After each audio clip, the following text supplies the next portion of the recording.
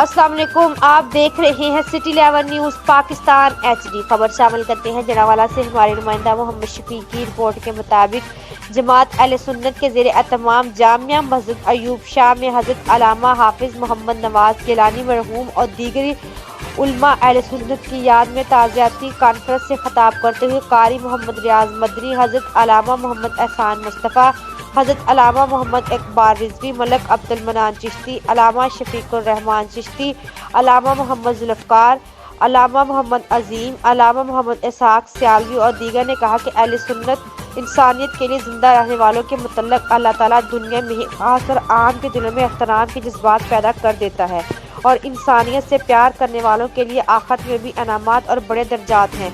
मुखलिस अफराद तंजीमों और जमातों का सरमाया होते हैं। यही लोग सोसाइटी में तब्दीली लाने का सबब बनते हैं। आखिर में मरहूमैन की दर्जात की बुलंदी के लिए इज्तिमाई दुआ की गई। मज़ीद खबरों के लिए देखते रहिए सिटी 11 न्यूज़ पाकिस्तान HD।